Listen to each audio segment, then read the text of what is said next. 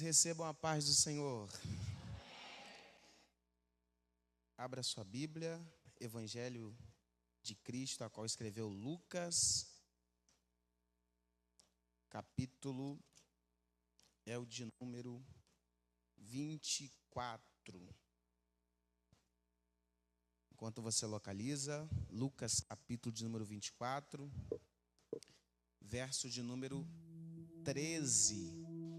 Eu quero louvar a Deus por essa nobre oportunidade de uma vez mais poder estar nessa casa. Quarta vez. Deus é bom. Deus é bom porque fez o apóstolo achar graça em mim. Sem palavras para agradecer, apóstolo. O Senhor é uma inspiração, Senhor, a apóstola. É inspiração para mim, para minha esposa, para a nossa casa. E é sempre bom estar aqui nessa igreja onde somos muito bem recebidos. Hoje meu sermão está incompleto, gente. É porque minha esposa não veio. Aí o sermão fica incompleto. A minha esposa não pôde me acompanhar hoje. Ela teve que estar pregando lá em Campos. E por uma eventualidade ou outra, ela não pôde estar aqui hoje. Mas receba um abraço aí da minha esposa. Em nome de Jesus. E louvado seja Deus por essa oportunidade. Louvado seja Deus pela sua vida que aqui está. Tenho certeza que Deus tem ministrado muito ao seu coração nesses dias proféticos. E será um ano incrível para a sua vida, para a tua casa, a tua família, em nome de Jesus. Lucas capítulo de número 24, verso 13, diz assim, a tradução que eu tenho em mãos. E eis que dois deles foram naquele mesmo dia para uma aldeia chamada Emaú, que distava de Jerusalém 60 estádios. E iam falando um com o outro sobre todas essas coisas que tinham acontecido. E aconteceu que, enquanto eles caminhavam juntos e arrazoavam entre si, o próprio Jesus se aproximou e ia com eles. Mas os seus olhos estavam impedidos para que não o conhecessem. E ele lhes disse: que tipo de palavras que vocês estão falando aí são essas que tendes um com o outro enquanto caminhais? Estais tristes? E um deles, cujo nome era Cleopas, respondendo, disse-lhe: és tu somente um estrangeiro em Jerusalém?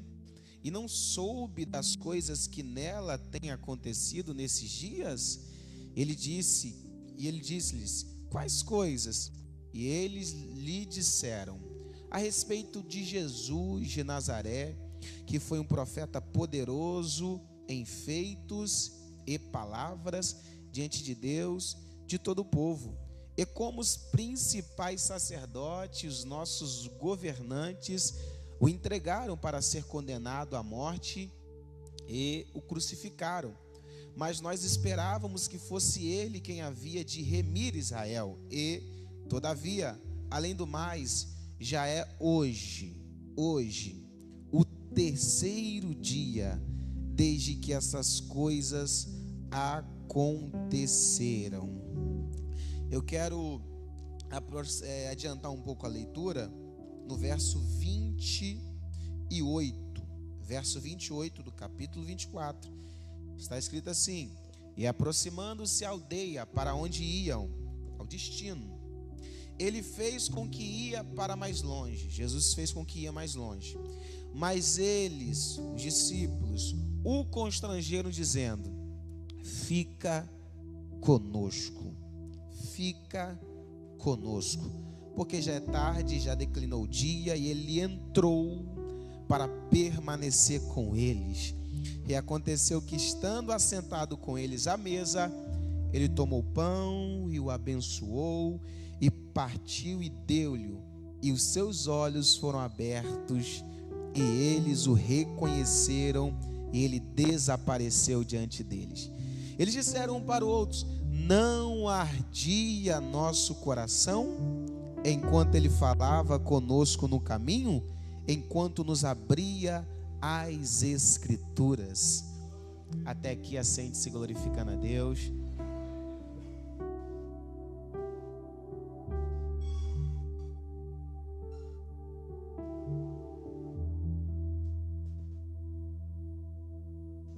Era o terceiro dia.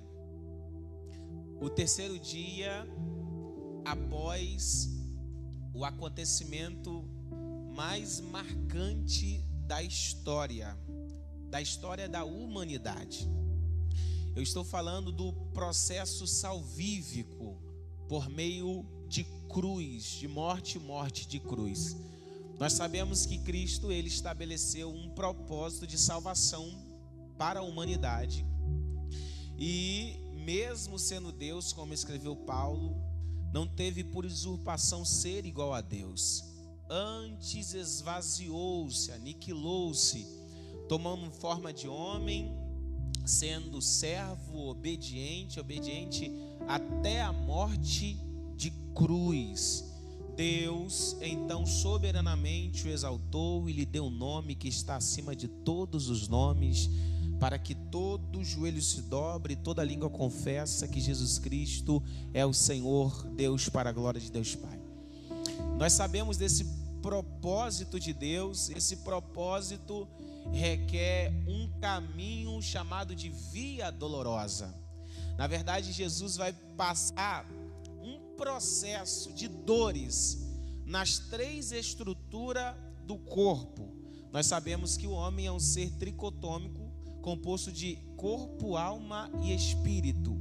E Jesus vai sentir dores nessas três estruturas, começando no Getsêmani, aonde ele vai passar por um processo que a ciência chama de hemaditrose, aonde ele vai suar gotas de sangue pelo nível da angústia que estava a sua alma. A sua alma estava angustiada, que levou a esse processo de dor.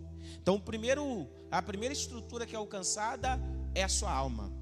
Posteriormente, ele vai passar por um flagelo, no qual ele vai tomar 40 chibatadas, aonde o seu corpo vai ser cortado por aquele chicote, aquelas chibatadas, que há quem diga que na ponta daquele chicote tinham pedaços de chumbos e cacos de ossos que cortavam a sua pele, causando dores intensas.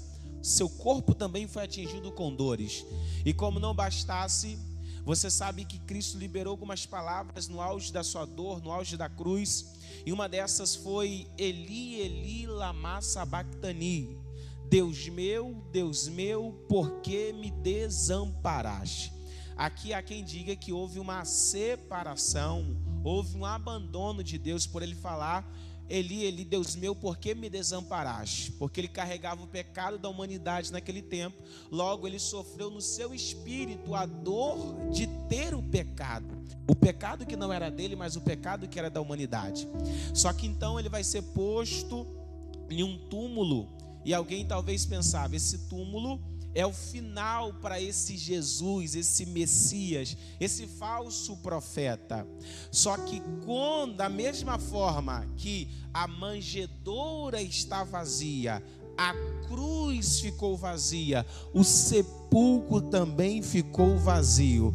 Alguém foi lá procurar, e a mensagem que estava sendo liberada era: ele não está aqui, porque ele já ressuscitou. Ele cumpriu o propósito, apesar da dor na alma, dor no espírito, dor no corpo. Ele foi até o fim, até o propósito, mostrando para mim e para você que o propósito de salvar a humanidade era maior que a dor que ele estava sentindo. Eu sei que eu estou ministrando para pessoas que vivem dores em circunstâncias, em muitas áreas da sua vida. Só que eu vim como profeta liberar para o teu coração que esta dor, esse sofrimento, essa circunstância não pode ser maior que o seu propósito. Eu vou repetir: não permita que a dor seja maior do que o seu propósito. O seu propósito deve ser maior do que a dor que você passa ou sente. Ele ressurge, ele ressuscitou. Só que havia um direcionamento para os discípulos. Era o terceiro dia. Eles sabiam da profecia, sabiam da promessa. Só que passa o primeiro dia, segundo dia, terceiro dia, ele não apareceu. Alguns ficaram tristes, decepcionados e pensaram consigo mesmo, imagino eu, vamos embora porque esse Jesus não vai voltar mais. Jesus já tinha ressuscitado, mas eles ainda não sabiam.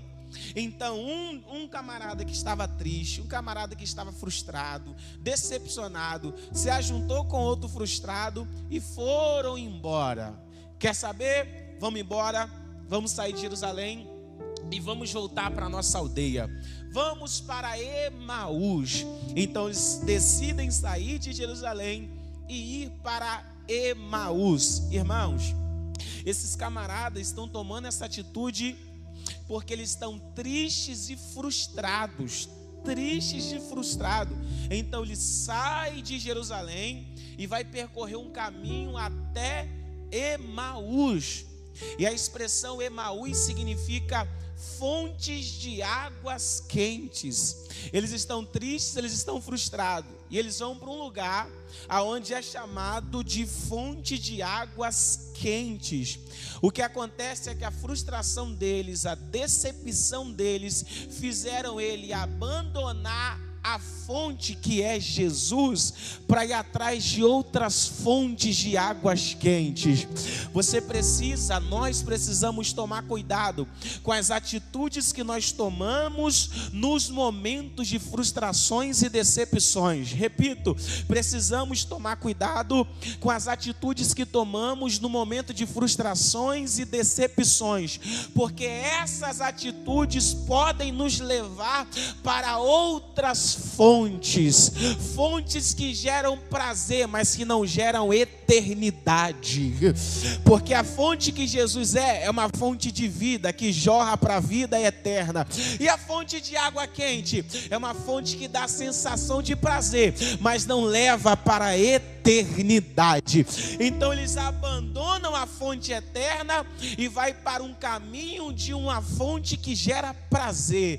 Quantas são as pessoas que estão trocando aquilo que é eterno por um prazer momentâneo? Por conta das circunstâncias, da dificuldade, abre mão do eterno, abre mão do espiritual, abre mão de Jerusalém, abre mão da casa do Senhor para se envolver naquilo que é prazeroso e momentâneo. Eles estão saindo, eles estão se distanciando, 11 quilômetros se distanciando, 11 quilômetros se afastando do lugar que não deveriam se afastar, de Jerusalém. Eles estão pegando uma outra rota.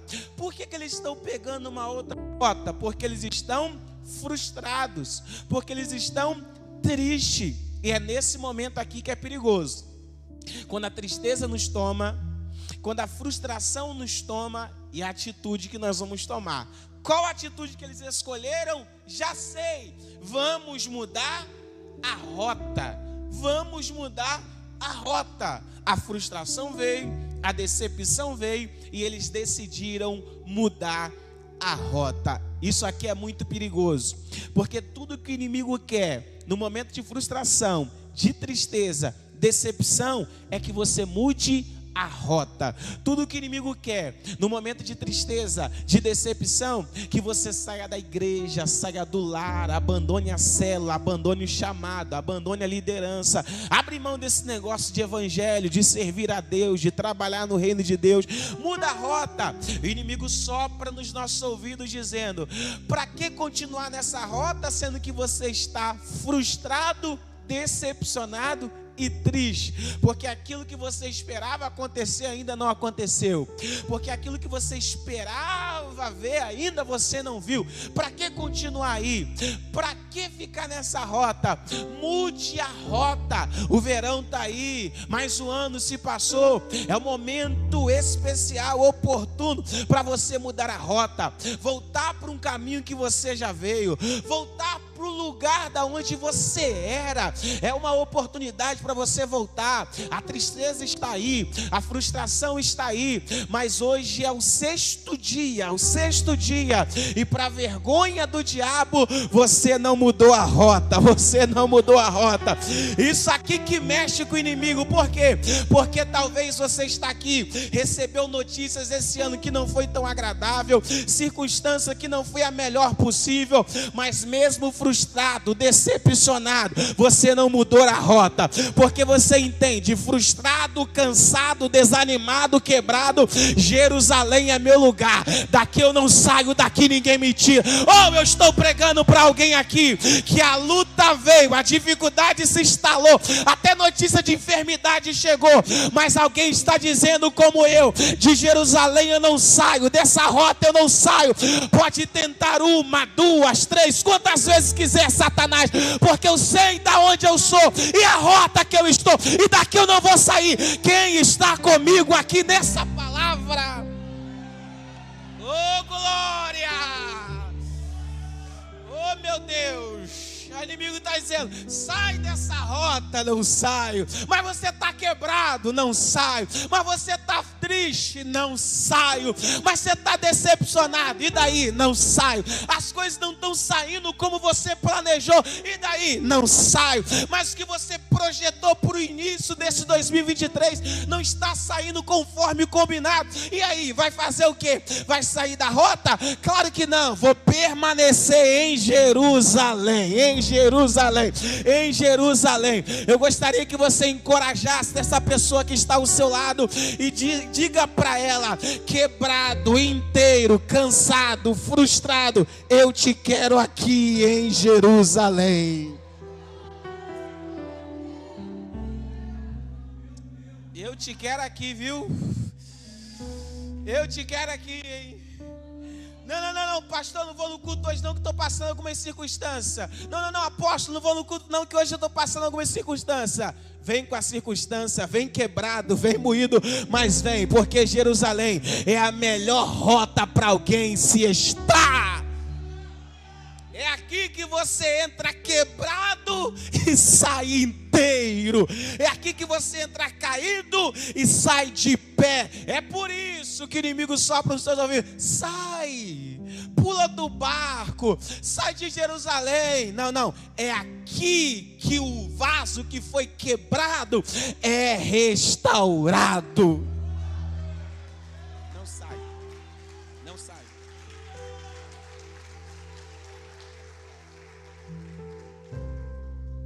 Eles estão se distanciando, se afastando do ambiente que não era para se afastar, se distanciando do ambiente que não era para se distanciar.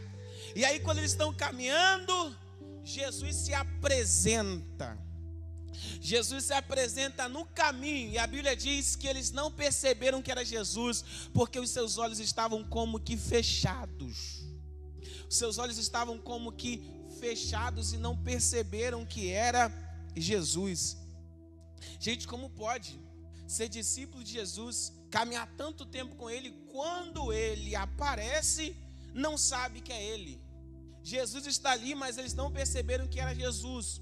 Porque quem vive com os olhos fitados nas circunstâncias da vida, nos caos da vida, nas tragédias da vida, não enxerga Deus na vida. Repito, quem vive com seus olhos fitados nos caos da vida, não enxerga Deus na vida. Tem gente que procura as notícias dos caos, e aí não consegue entender que apesar de todo caos e tragédia, Jesus não perdeu o controle de nada. Eles não conseguem. Jesus está ao lado deles e eles não perceberam que era Jesus. Por que eles não perceberam que era Jesus? Estão andando com Jesus. Gente, como alguém anda com Jesus e não percebe que é Ele? Como pode alguém andar ao lado de Jesus e não perceber que é Ele? É muito simples, porque Jesus estava ao lado. Jesus estava onde? Então é por isso que eles não perceberam, porque Jesus estava ao lado e não estava dentro. Ao lado, eu digo o limite até onde Jesus pode me conduzir e trabalhar. Aqui você pode fazer, mas essa área não toca, Jesus. Aqui o Senhor pode trabalhar, mas essa área não toca. Eu limito Jesus de trabalhar, mas quando Ele está dentro, já não vivo mais eu. Oh, glória, mas Cristo vive em mim. E quando Ele está dentro, não sou eu que governo. Agora eu faço o que Ele quer, eu ando como Ele quer, eu ouço o que Ele quer, eu vou para onde Ele quer, porque Ele governa a minha vida, porque Ele está dentro, presidente, residindo, governando. E Ele está ao lado. Eles não perceberam. Aí Jesus faz uma pergunta: sobre o que vocês estão falando aí? Jesus é tremendo. Sua pergunta é pedagógica. O que vocês estão falando aí? Nós sabemos que Jesus, Ele tem os seus atributos incomunicáveis, que muitos deles você conhece, é o onipresença, Ele é o único que pode estar em todos os lugares, onipotência, Ele é o único todo-poderoso, eternidade, Ele é o único eterno, e onisciência, a capacidade de saber todas as coisas. E dentro da onisciência tem a presciência, a capacidade de saber todas as coisas antes que essas coisas venham a acontecer. Se Jesus sabe de todas as coisas antes mesmo de acontecer, por que Ele está perguntando o que vocês estão falando? Na verdade, quando Jesus pergunta o que eles estão falando, Jesus está dando uma oportunidade deles colocarem para fora aquilo que estão machucando ele pelo lado de dentro. Repito, Jesus está dando a oportunidade deles colocarem para fora aquilo que está machucando eles pelo lado de dentro. Então por isso que Jesus pergunta: o que vocês estão falando? A pergunta de Deus é para Ele obter de nós uma confissão. Fala, porque no reino de Deus só resolve se você falar. Jesus chega para paralítico: o que queres que eu te faça? O que ele quer? Quer andar. Chega para o cego: o que quer? Para um leproso: o que quer? Porque Jesus está nos dando uma direção. No reino de Deus só resolve se você falar. Por que é que existem muitas pessoas que estão enclausuladas em depressão? Porque resolveram lidar com problemas sozinhos, não contou para ninguém. Resolveram travar guerras sozinha e ficou acumulado de guerras, batalhas, problemas, dificuldade. Não pediu ajuda, não ligou para alguém, não pediu socorro, não pediu um direcionamento. E aí que todos esses problemas levou uma ansiedade, levou uma depressão. E hoje tem gente que está paralisada. Por quê? Porque não decidiu colocar para fora aquilo que estava machucando pelo lado de dentro. E se eu for falar, e se eu comentar para alguém, vou achar que eu sou fresco demais, vão achar que isso é bobeira minha. Não.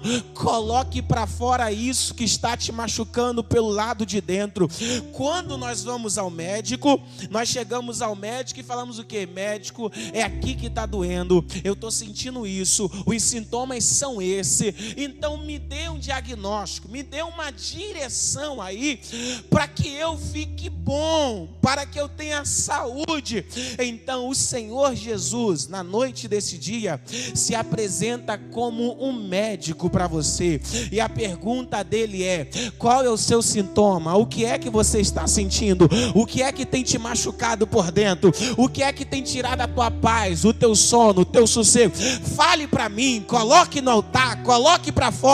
Só não deixa isso que está te machucando por dentro te matar. Joga isso para fora agora, antes que isso te paralise, antes que isso te coloque em um quarto trancado, antes que isso venha te sucumbir. Coloca para fora o que está te machucando pelo lado de dentro. Coloca para fora. Coloca para fora. O que vocês estão falando? Fala para ele. Do que vocês estão conversando? Fala para ele. Qual é o assunto? Fala. Fala dos seus sofrimentos. Fala das suas dificuldades. Fala de onde dói. Fala. Jesus chega e se apresenta e pergunta. Eles começam a falar.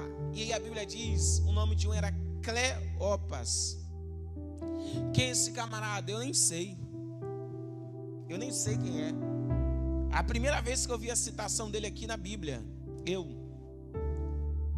um outro discípulo também. Eu também não sei quem é. Só fala que tinha um outro acompanhando. Quem são esses dois discípulos, gente? Alguém que não era tão famoso como Pedro. Alguém que não era tão conhecido como João. alguém que não era tão notório, quem sabe, como André, Felipe, Tiago. Não, eles não estavam nessa grade de apóstolos mais conhecidos, famosos. E sabe o que é interessante? É que Jesus ressuscitou e foi no caminho de Emaús. Não sei o nome deles, não tem nome, não é famoso, não tem notoriedade, mas Jesus vai atrás, porque independente de ser famoso ou não, é meu discípulo, eu não abandono. Eu não abandono. Esse é o ano do cuidado. E o Senhor tem direcionado essa liderança a cuidar de todos. É por isso que você que não exerce funções que geram tanta visibilidade, você não é menos importante. Você também receberá cuidados por Deus. Deus, quando vai no caminho de Emaús, Jesus estava dizendo: você pode não cantar como Pedro canta, não orar como João, não fazer o que Tiago faz, mas você é meu discípulo, eu não abro mão de você. Vamos voltar. Eu vim aqui nesse caminho para dizer que porque você não faz o que outros fazem, não significa dizer que você é menos importante, porque no reino de Deus ninguém é melhor do que ninguém. Deus foi atrás de alguém no caminho de Emaús para dizer: eu não abro mão de você. Talvez chegou alguém aqui com um sentimento de complexo de inferioridade. Eu não sou, eu não faço, não tenho tantos talentos, não tenho tantas habilidades. E daí que você acha que não tem talento? Pouco se importa se você acha que não tem capacidade, mas o importante é que Deus te chamou como discípulo e Ele não abre mão dos seus discípulos. É por isso que você já tentou desviar, mas não conseguiu. Tentou se afastar, mas deu errado. Tentou fugir do chamado, mas Ele foi lá no caminho dizendo: você é meu discípulo, eu não abro mão de você. Levante a mão para o alto. Deus não abre mão de você. Ele não vai te perder para balada de novo. Ele não vai te perder para o forró de novo. Ele não vai te perder para esse mundão. Ele vai no caminho, Ele te encontra. Quem está recebendo essa minha calamachúria, eu senti autoridade para profetizar. Ele vai no teu caminho, Ele vai ao teu encontro, Ele vai te trazer de volta. Oh, glória!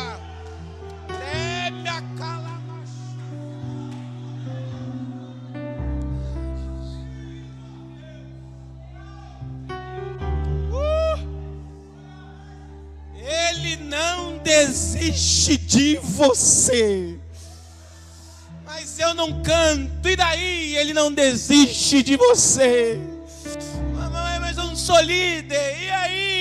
Ele não desiste de você. Mas eu não tenho cargo, e daí? Ele não desiste de você. Você é importante para o reino de Deus.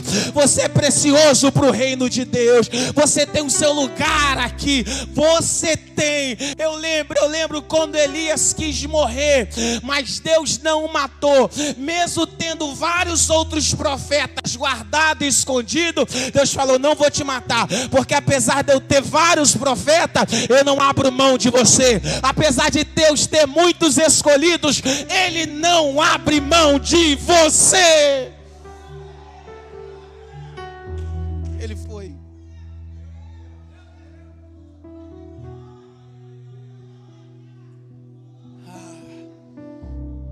Ele foi no caminho, atrás de alguém que eu não conheço, que eu não sei o nome, os registros não estão aqui nos dando muitas biografias deles, mas eles eram discípulos. E Jesus foi atrás. Jesus foi lá e começou a falar. Eles iam caminhando e Jesus falando. Eles iam caminhando e olha o que eles dizem. Eles estão dizendo para Jesus: olha, tudo isso aconteceu com Jesus. Pegaram ele, as autoridades prenderam, mataram. Aí eles falam assim: ó, se bem que umas mulheres foram no sepulcro pela manhã, disseram ter visto uma manifestação de um anjo, uma visão, que dizia que ele não estava ali, mas ele já ressuscitou. Mesmo tendo em mente essas informações, a frustração era tão grande, a decepção era tão grande, a tristeza era tão grande deles que eles não conseguiram acreditar. Não conseguiram acreditar que de fato ele tinha ressuscitado, que de fato aquilo era uma realidade. Porque a tristeza gerou neles incredulidade. Eles já não têm fé para acreditar. Eles estão dizendo que apareceu, que se manifestou, mas eles estão dizendo. Ou seja, gerou incredulidade neles, ao ponto deles disseram: ó, aconteceu para alguém, mas para nós ele não apareceu. É como alguém que entrou talvez nesse ano com a fé em um nível muito baixo, muito baixo. Pessoas que acreditam que Deus pode trabalhar na vida de todo mundo, mas não acredita que pode trabalhar na vida dele mesmo. Você conhece alguém assim? Que quando é a causa de alguém, ele ora, libera a palavra, vai acontecer, você vai romper, vai conseguir, isso é uma fase, Deus vai livrar, vai acontecer, a bênção vai chegar, a vitória, vai dar certo, a família, tudo bem. Mas quando é com ele, para mim não tem jeito, para mim não tem como, para mim não dá. Tem pessoas que são assim, acreditam que Deus pode fazer na vida de alguém, mas não tem fé para que Deus possa fazer na vida dele mesmo. Está na hora de acreditar que aquilo que Deus faz na vida de muitas pessoas, pode fazer na sua vida também. A Bíblia diz: Deus é o mesmo ontem, hoje e eternamente. O que Deus fez no passado, Ele tem poder para fazer no hoje. Que o seu nível de fé aumente para este ano que se inicie. Que possamos desfrutar de um tempo do sobrenatural. Porque eu já ouvi uma frase: aquele que planta fé, colhe milagres. Aumenta o nível da fé. Eles não acreditaram. Não tenho certeza, não apareceu para mim. Aconteceu na vida de algumas pessoas. E a pergunta é: o cumprimento de promessa na vida de alguém me motiva ou me desanima? Porque para alguém ele apareceu, eles souberam dessa notificação, não estava acreditando muito bem. Por quê? Porque o cumprimento de promessa na vida de alguém me motiva ou me desanima? Me motiva ou me desanima em saber que se cumpriu para alguém, mas ainda não cumpriu na minha vida. Eles estão frustrados ainda, eles estão decepcionados ainda, estão caminhando. E Jesus começa a falar, começa a exortar, começa a direcionar, falando, e eles chegaram no destino, Emaús. Chegaram lá. E quando ele chegou, Jesus fez, sabe o que? Fez com que ia adiante. Ele fez com que ia. Quando ele fez com que ia adiante, os discípulos fizeram um convite. Que convite tremendo, gente. Sabe o que ele fez? Fica aqui conosco. Isso que os discípulos falaram. Fica aqui conosco. Verso 29. Fica aqui conosco.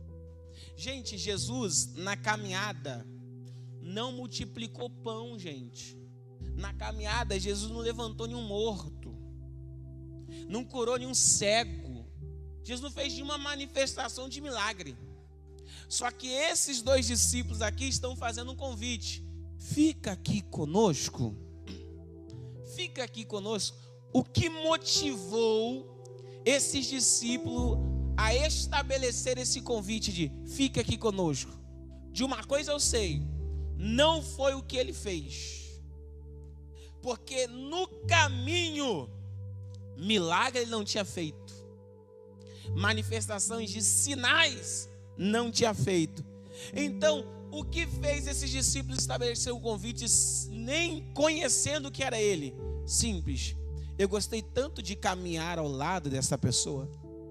Eu gostei tanto da presença dele nesta caminhada, que não dá para deixar ir. Fique aqui conosco. Fique aqui conosco. Entra. Tem uma casa, tem uma mesa, tem um lugar. Fique aqui conosco. Não, mas ele não fez nada. Fica, não é pelo que o Senhor fez, é pelo que o Senhor é, a presença. Entra. Porque tem gente que é movido por aquilo que ele faz, mas discípulo é movido pela essência de quem ele é. A tua presença caminhando comigo foi o suficiente para eu dizer: não dá para viver longe. Fica conosco aqui. Entra. Essa palavra aqui é muito simples, essa expressão. Fica conosco. Fica. Talvez, às vezes, Deus quer ouvir isso de nós. Fica. Às vezes Deus quer ouvir isso. Fica. Sabe aquele momento que você entra no teu quarto, fecha a porta e começa a orar? Diga para Ele: Senhor, tira um dia, uma oportunidade, faça isso hoje. Senhor, hoje eu não vim pedir coisas, eu não vim pedir que o Senhor faça coisas. Hoje eu só tenho um pedido: fica. Eu só quero estar na companhia da sua presença. Fica. Não, hoje eu não estou com sede da porta que o Senhor vai abrir, da bênção que o Senhor vai enviar, do milagre que o Senhor vai operar. Não. Hoje eu só tenho um pedido: fica aqui comigo. Fica aqui comigo. Que nosso relacionamento com Deus não seja a base de barganha. Fica aqui. Que possamos entrar na sala da intimidade só para dizer: Senhor, eu não vim aqui porque eu tenho uma necessidade material para ser suprida. Não, hoje eu vim aqui porque eu estou com saudade de ver a tua presença manifestada no meu quarto. Fique aqui. Fique aqui. Não, hoje eu não vim com uma lista. Não. Eu vou deixar isso para uma outra oportunidade, porque eu sei que o Senhor faz, o Senhor atende, o Senhor responde. Mas hoje o meu pedido é: fique aqui comigo. Senta aqui. Coloca uma cadeira ao lado. Deixa ele entrar, deixa ele sentar, deixa ele ficar ali. Porque às vezes o que nós precisamos é só dele. Nós precisamos só da presença. A resposta que ele nos dá é a presença dele. Fica. Eu lembro quando Jesus chega para aquela viúva de Naim. Ele diz: não chore. Ele poderia curar o menino, levantar o menino, ressuscitar, e depois ia acabar o choro. Mas Jesus chega e fala: não chore. Não chorar como com o menino morto. Não chorar como com o filho aqui no esquife. Como que não chorar? Jesus estava querendo encorajar a fé dela e dizer: pare de chorar. O que vai fazer você parar de chorar não é um milagre que eu vou realizar, mas é a minha presença que já está no ambiente. Que possamos ter mais sede da presença do que de presentes. Presença. Quanto tempo tem que você não entra na sala da intimidade só com essa saudade da presença?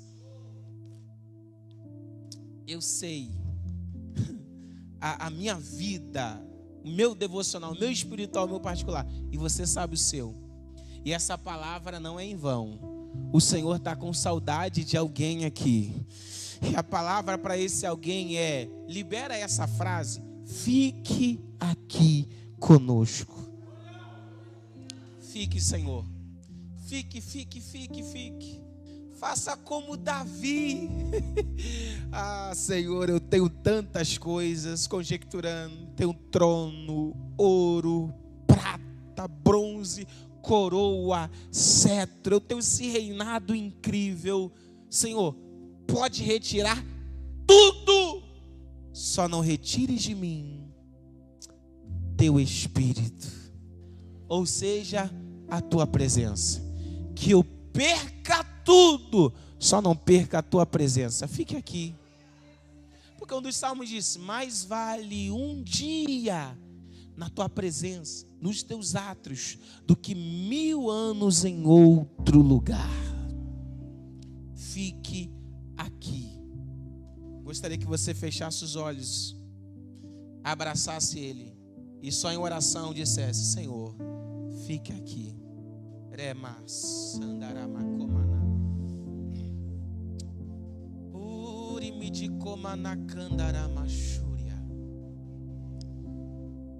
Fica aqui, Senhor.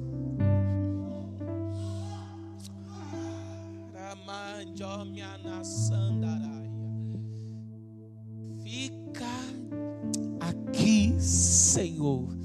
Eu não quero dar um passo longe da sua presença. Ai, Jesus. Como Moisés disse: Senhor, não envia anjo. Não, anjo não. Eu já não me acostumo mais a dar um passo sem a tua presença. Se o Senhor não for, não estiver, eu também não me movo. Fique aqui. Fique aqui. Abre a porta da casa para Ele entrar. Abre a porta do seu coração para Ele fazer morada. Ele não quer ser um visitante, não, Ele quer morar aí. Ele não quer que você por alguns dias o visite ou deixe Ele te visitar. Não, Ele quer morar. Ele quer caminhar com você. Ele quer ter lugar na mesa da tua casa. Ele quer ter lugar na sua intimidade. Ele quer ficar contigo. Então pede, fica. Fica. Quando eles pediram, Jesus ficou, entrou. A porta da casa foi aberta. Se antes Jesus estava ao lado, agora Ele está dentro do lar. Tem uma mesa preparada. Está tudo preparado aqui, Senhor. Então diga para Ele: pode entrar, já está preparado. A casa já está preparada, A casa sou eu.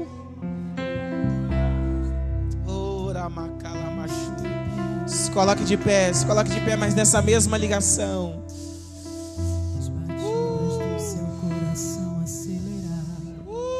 Se coloque de pé aí nessa ligação. Feche os seus olhos. Feche os olhos aí. Isso, imagine que esse lugar virou o seu quarto. Virou o seu secreto agora.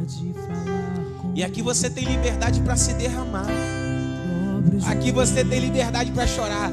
Aqui não tem ninguém que vai ficar reparando o porquê que você chorou. Não. Aqui é o lugar ideal para você dizer: Senhor, fica. Eu quero chorar pela tua presença.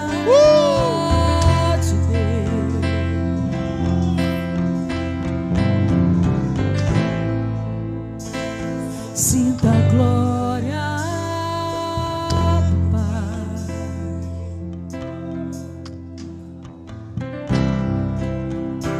Não se detém. Feche os seus olhos aí. Enquanto essa canção é entoada, esse louvor é entoado, do seu coração você ore a Deus em espírito aí. É Ele mexendo no secreto da gente, no lugar que ninguém conhece, mas Ele viu e sabe curar.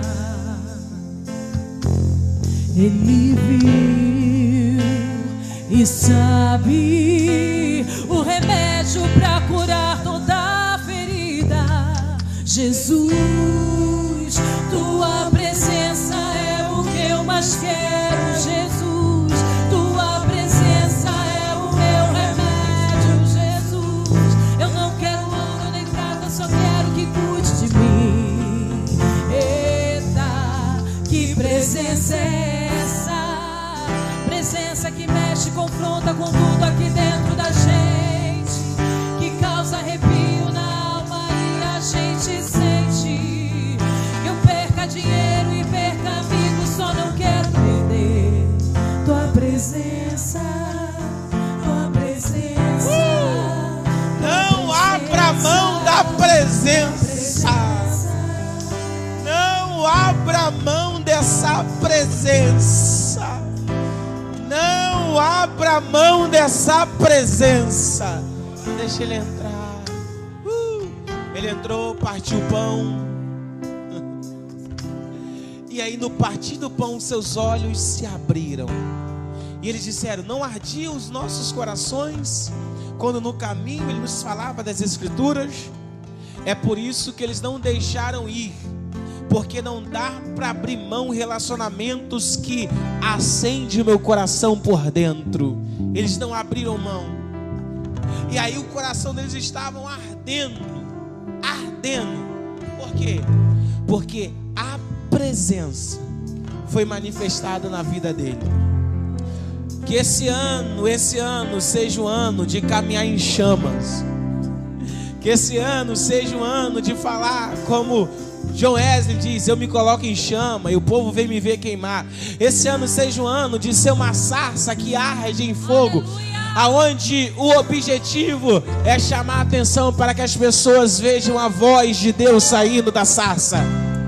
Que você seja essa chama ardente. E essa chama deve arder continuamente sobre o altar. Não deixa essa chama apagar. Não deixe essa chama apagar. Essa chama que está acendendo nesses 12 dias proféticos é uma chama que você tem que levar para todos os 12 meses para a tua vida. Não deixe apagar. Oh, quem pode adorar a Deus aí, adore. É o seu momento. É o seu momento. Vai lá.